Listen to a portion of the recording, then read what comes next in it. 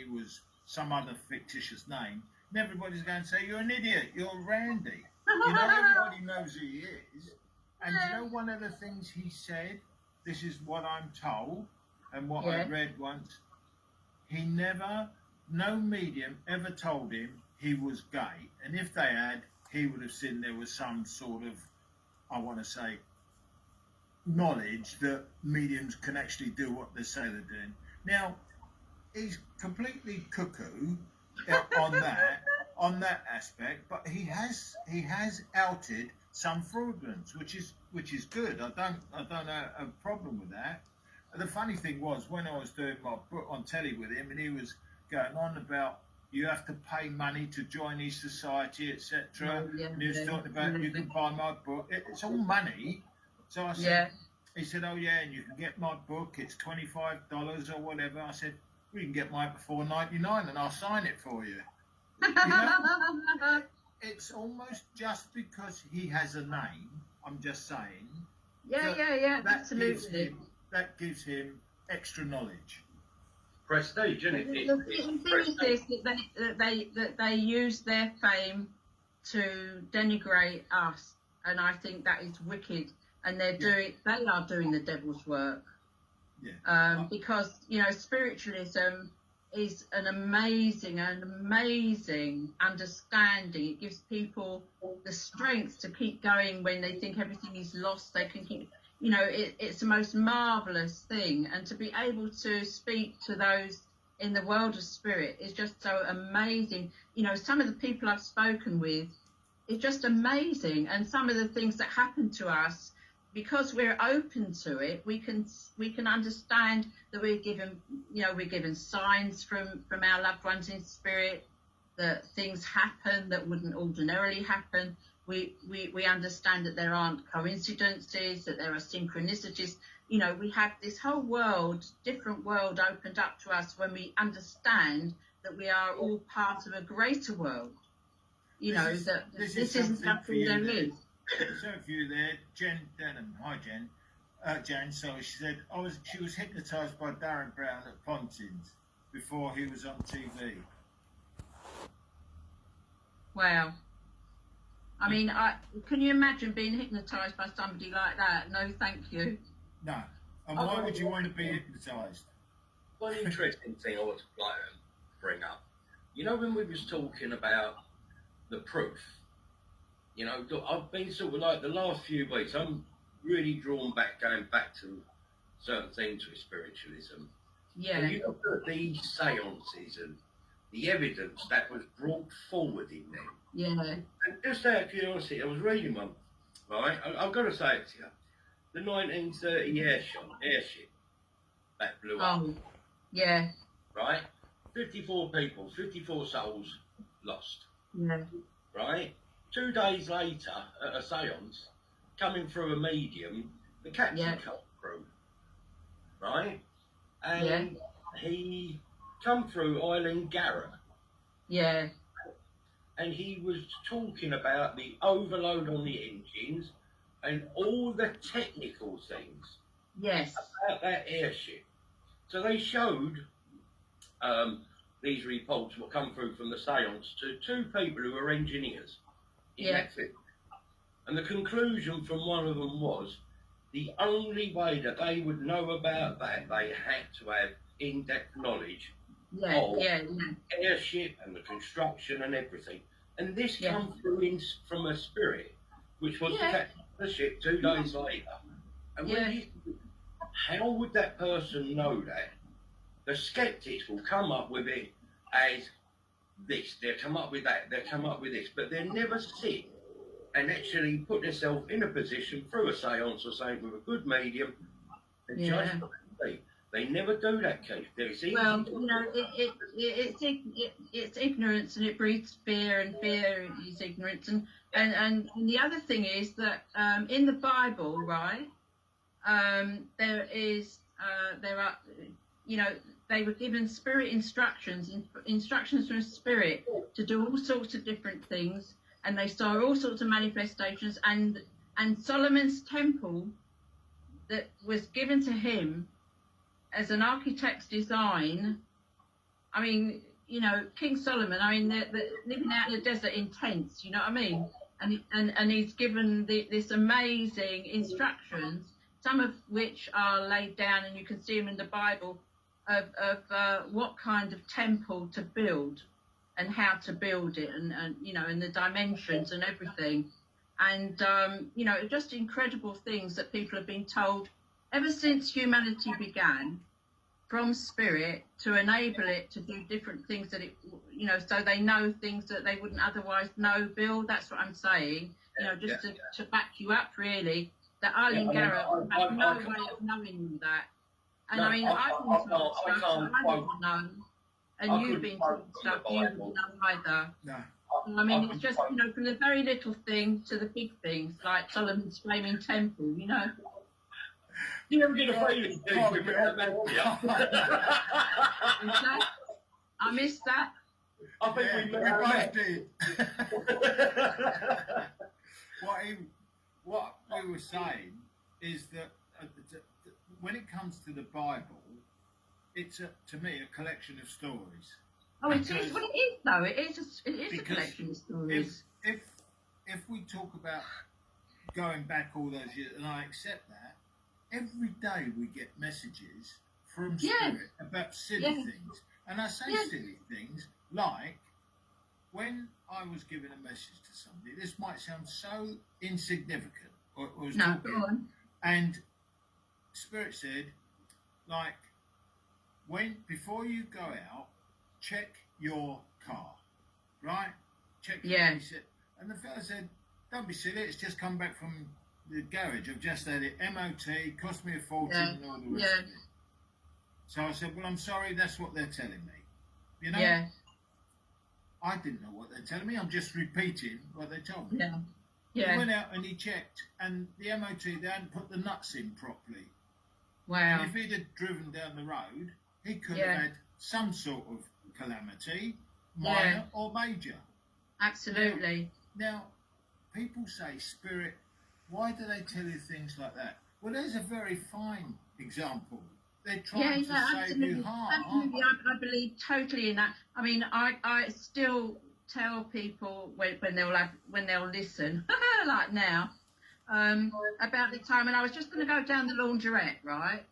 And I heard one of my spirit helpers say to me, change your shoes.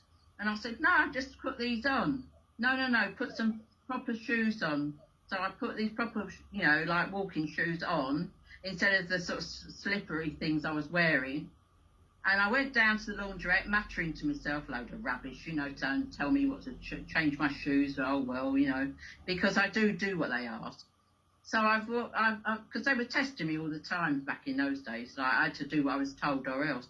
And like, as I've walked into the laundrette, I'm not kidding you, I slipped on a bit of soap suds that was inside, and if I hadn't, and I put my foot down firm, and it held, and if I'd have been wearing my other shoes, I'd have slipped and smashed myself on the concrete step. So just as where you weren't wearing your skating boots. Yeah. Well, that's a different thing altogether. You don't mind falling over then, do you? Oh, you slipped that one in there. I did. Skated over it there. I did skate over it. Yeah, I was on thin ice there, wasn't I? Yeah, I was on thin ice. It's funny you said it, because Chrissy, when she was coming to pick me up from the station one night, because I wasn't driving after my accident, lost my sight, didn't I, in a stroke? She said she got in the car to come and pick me up, and just as she got in the car, she started the engine. She said, this voice said to me, that's the only way I can put it, lock the doors. Yeah. And she locked all the doors. When she got to the station, it's about 11 o'clock at night, she said, somebody came up to the door and tried to open what would have been me, the passenger's door. And she thought, oh, that's Keith. When she looked, it was a complete stranger who had, obviously, a few beers. Yeah. And she said, thank you, Spirit. Exactly. It's just a silly thing. Now, as we're talking, it's fantastic, isn't it? And when we can tell other people those things, and people accuse us of spouting trivia sometimes, it's never trivial. You know, it comes from somebody who is flaming dead. they'd taken all this trouble to sort of manage to sort of, you know, gather their energies together to actually be able to communicate with us, you know, to get us something, you know, that we can, you know, repeat.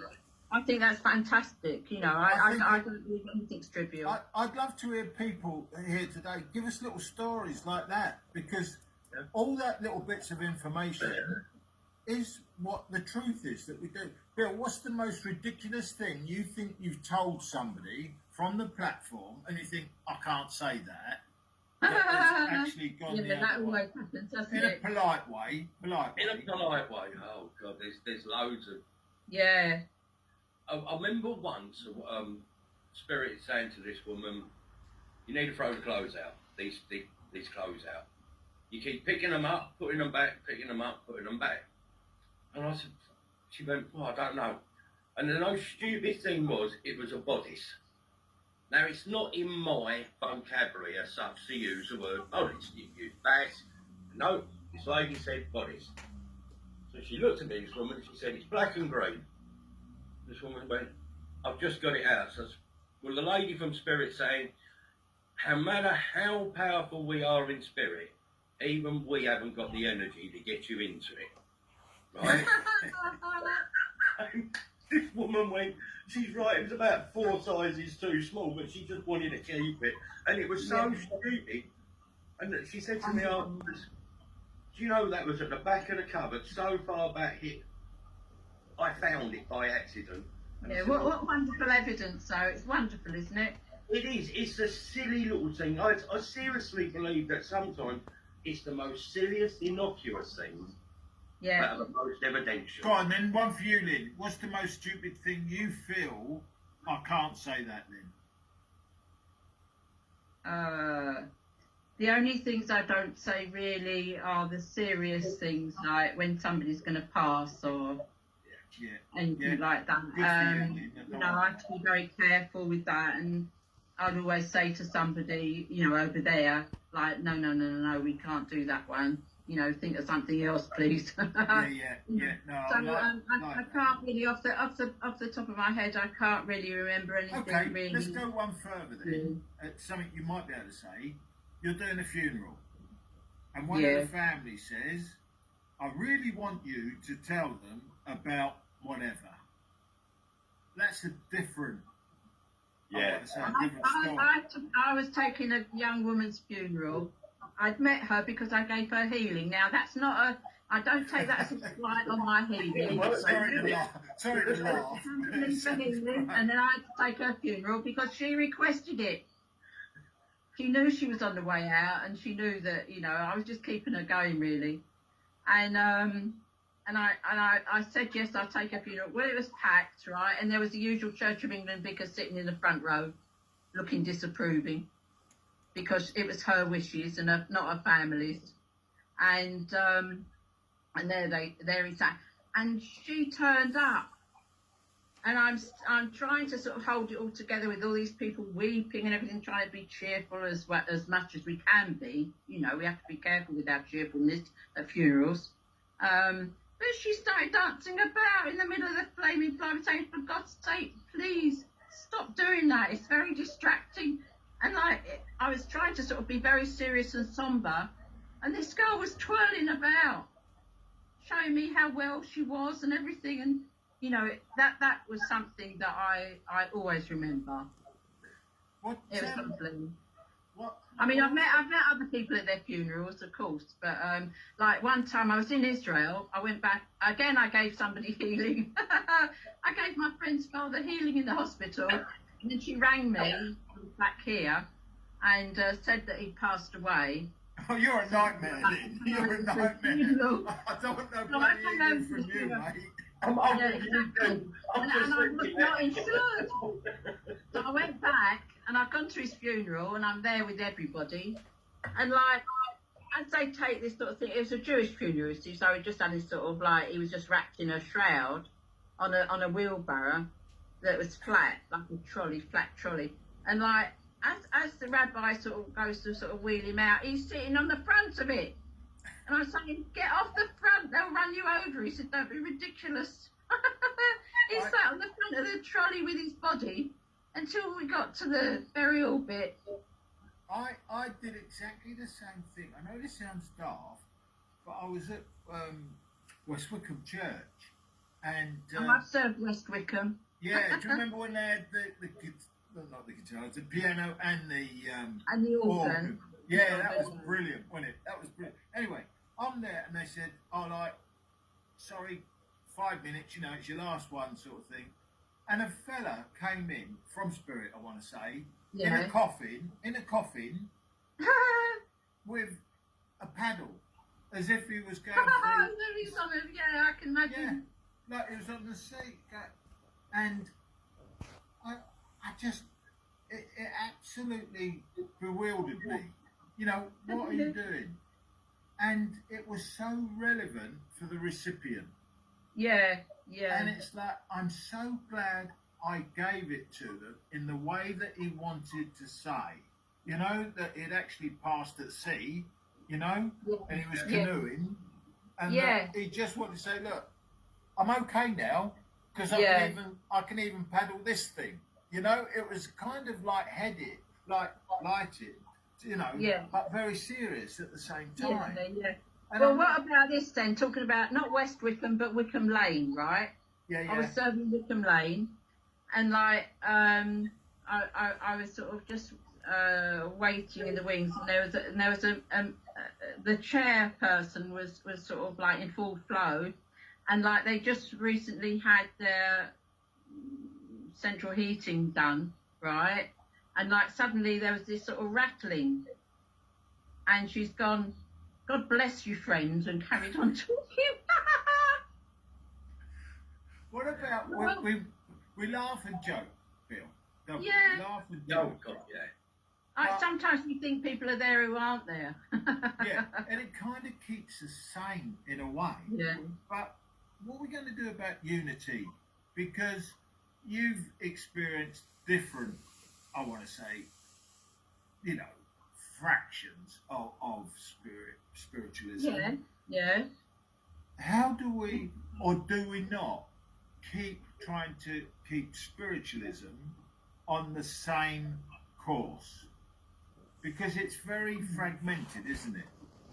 Well, you have organisations and groups that are telling people different things, and human beings, being how they are, tend to, you know, form into groups, as you know, and it's whatever suits them, really. And I think perhaps that it would be lovely to have a unification of spiritualism, and that has been tried many times. You know, the last time we got together, the Council of Spiritualists, right? And that was our dear friend Colin Fry. He got embroiled in that because he was actually the education officer, you know, for the Noah's Ark Society for physical phenomena. And he wasn't just a pretty face, you know what I mean? He wasn't just, you know, the medium. He was a very thoughtful person and knew a great deal. He was Yes, indeed. And a very good trance medium, regardless. And the fact is that it was about some kind of policy that you know, he was talking about, that they all disagreed with, and it all broke up. And I was blamed for that because I printed what was said in the Psychic News. I think you know, I think we have to, you know, be a lot more tolerant of each other. But I think, look, Keith, you know, you were in the old bill, right? And you know that you know, people will say, oh, the police are rotten and all this and that. No, that's not true. There are some few people in every community, every organisation, who are bad apples. They're only a small fraction. But if people want to look at that and not look at the bigger picture, this is what keeps us all divided and separated up in our lives. And I think it affects spiritualism as well. That's all. I think it's all part of the human condition. Do you know what I don't think we should do, Bill? Is bad mouth each other's. You know? Oh no, I think people need to be more kind, more tolerant, and to understand You know, we used to say, if you're in, you remember Bob Dylan, I wish you could spend some time in my shoes and you'd know how bad it was to meet you, or something like that.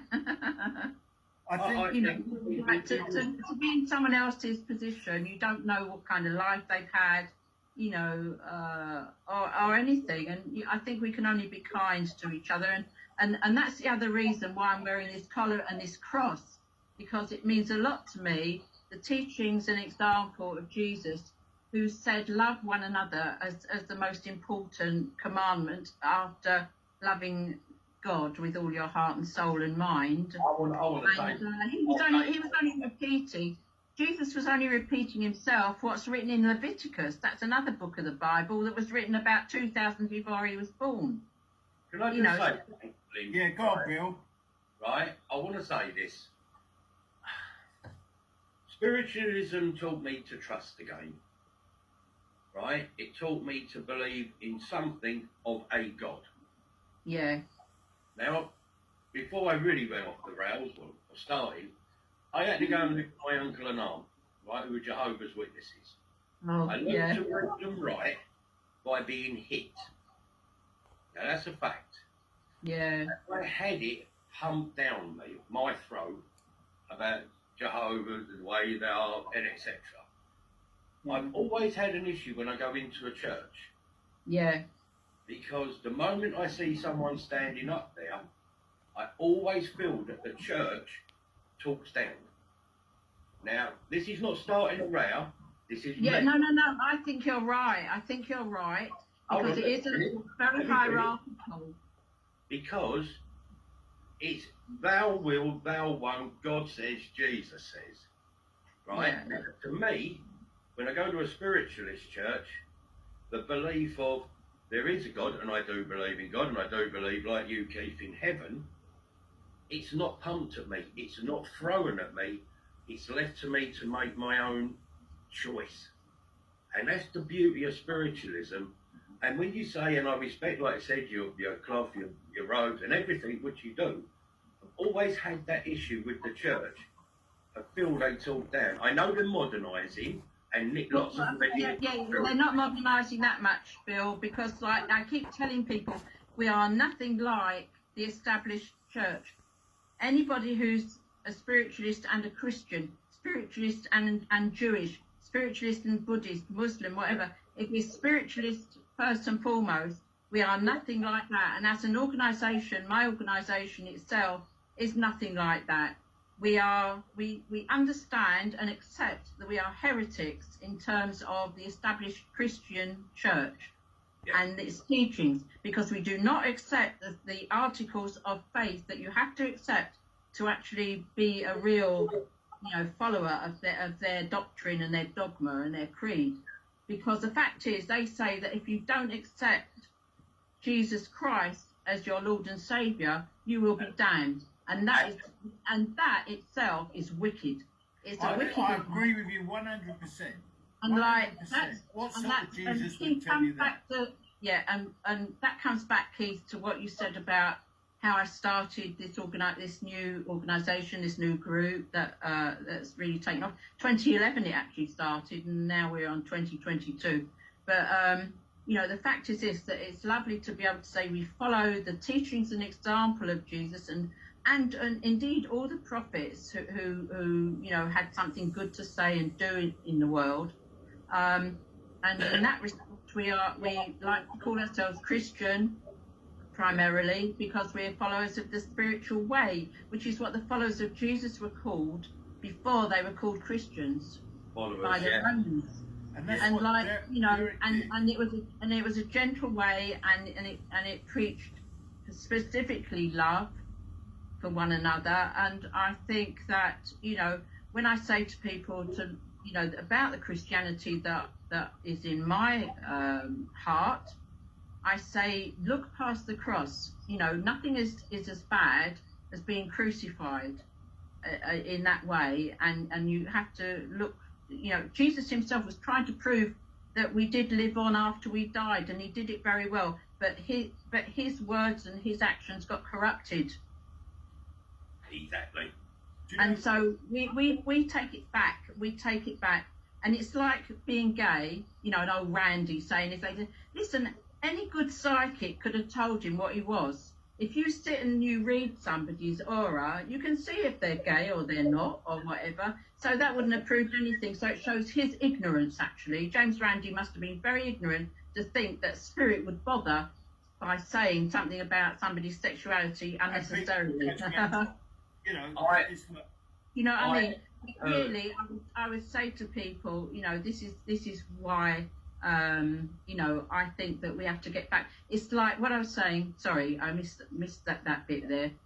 What it is that, like being gay and saying queer, you know, we reclaim the word, so we can reclaim the word Christian to describe what we are, in the same way that the followers of the spiritual way were described as Christian, in the same way that if people call out, oh, you're queer, you can say, yes, I am queer.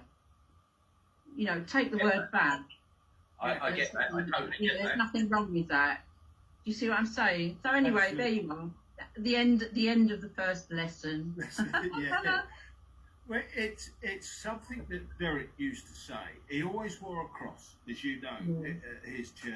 And he fought. Well, they always took Holy Communion, and that's why they were thrown out of the SNU, by the way. Well, I was going to say, They refused to not have Holy Communion once a month. He fought against them. It cost the church money, right? Yeah. And I remember going up to, I think it was somewhere like Birmingham, and Derek was there working for Gordon Higginson, or alongside Gordon Higginson. And one of the speakers, I won't mention his name, all right, actually looked at Derek, and Derek had his cross on, and he said, what is that? In a very demeaning way. Oh, yeah. I won't give you Derek's answer, but what I'm saying is, we are all entitled to an opinion. Yeah. As long as we don't offend people or use it with a bullying activity. Exactly. Because you openly say, I'm gay, right? I openly say, I swear. You know, I cannot change. Bill smokes. Whatever. It makes no difference. I might not agree with him smoking. You might not agree with me swearing. I'm just saying, we are people. That's what we are. And I love the friends that you clock together with, or click together, should I say. You always find spirit have put you together because you help each other for a reason. I think you learn from each other, Keith. Can I just say this, Bill? Do you not agree? You've been the wrong side of the law. Yeah. Lynn has been what you would have said years ago, different because she's gay, but she hasn't gone away and hidden from it. You haven't gone away and hidden from what your background. I haven't gone away and hidden that I am a spiritualist and a medium. No, I think it's a copper where we lived together. I was on the run and you was on the copper. I know. The funny thing was, I've always, when I was in the police, if they be on the good side or the bad side, treated them as people and dealt with them for what I have in front of me. And I think that's all we can do, Lynn, as whatever your character is, whatever your religion is, you can only deal with it with honesty. And I would like to say that whatever our life's pathway, wherever our life's pathway has taken us over the years, right from little to where we are now, respectively, you know, it was all meant for a reason, and it was all part of the experience that we had to have. You know, when I get back, you know, to the spirit world, I'm going to have a word about what I had to, I don't think I signed up for any of it. But there are people who say we signed up for whatever it is we're going to get. But we forget about that until we get back there. So when I get back, I'm going to have a word or two about some of the misery that I've had to endure. But I've been down here. Or maybe, Bill, Sorry, Keith. Maybe, Bill, is there anything that you want to add to what Lynn said? Because you was about to Yeah, I think so. I think I love people. Regardless of religion, regardless of colour, regardless of gender, sex, or any identity, whatever. I love people. Yeah. Everyone's got a story to tell. Absolutely, absolutely. Put people together, we can learn off of each other. Yeah. And if we all did that, the world would be a better place. Well, I think on that note, that's a wonderful way to say it. Let the world be a better place. Yeah. And Lynn, you're certainly somebody who I enjoy listening to. Oh, Because you've always got the same sort of views that I have, right? So I like that, but I also like hearing the different aspects to it as well, which we've done today. And I hope those people that have listened today will go back and think, do you know what? There was something in that for me. Yeah. You know, I hope you've enjoyed it. I hope you've enjoyed it, Bill. I've thoroughly enjoyed it, mate. Thoroughly enjoyed today. yeah. I say thank you for inviting me, and I hope that those who have sort of tuned in to, you know, our private conversation have been enlightening in some way and amusing and uplifted them a bit, eh? Because we all need a bit of upliftment. Well, love to you and yours, and for everybody who joined us, thank you very much. I've got to go away and now deal with my wife's help that she needs. So sorry to be a little bit short as I leave, but God bless you. Thank you, everybody. God bless. And I'll chat to you later. Thanks God a bless lot, you, people. everybody. God bless.